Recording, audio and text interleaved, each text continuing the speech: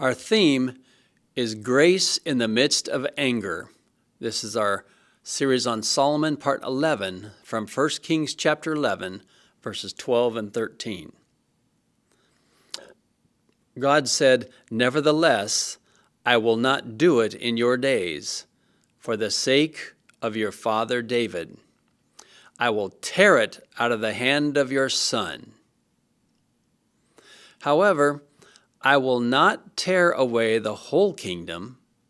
I will give one tribe to your son for the sake of my servant David, and for the sake of Jerusalem, which I have chosen."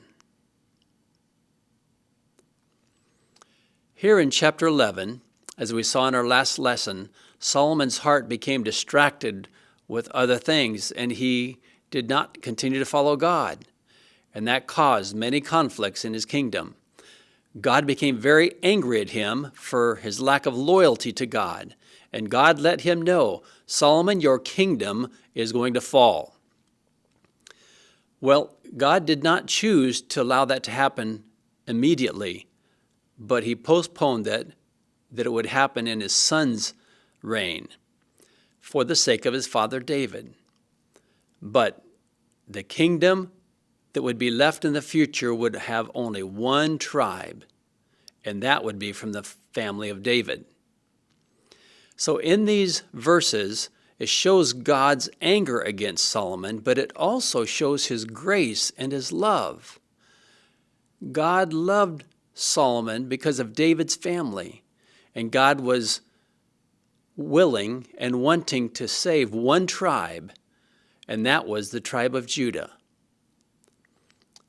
Now that tribe of Judah, if you follow the family tree back, goes clear back to Jacob, the man who had 12 sons, and one of those sons was Judah.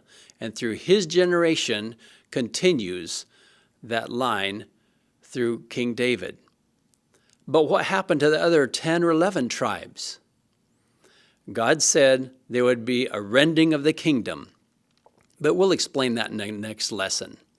So here now Solomon is becoming old, and these various problems continue to come into his life. The rebellion, and then there's one man specifically named Jeroboam who came into power and caused a lot of problems for Solomon, all because Solomon would not turn to the Lord. Sometimes in our lives, we faced all kinds of difficulties and the problems and the sins. But we need to know that God is full of grace and he still loves you. We need to turn back to the Lord. It's never too late. Many deaf people have come to me and told me about how their life is just all messed up. And I tell them, you can still look to the future. God still loves you. God's not going to just cast you away.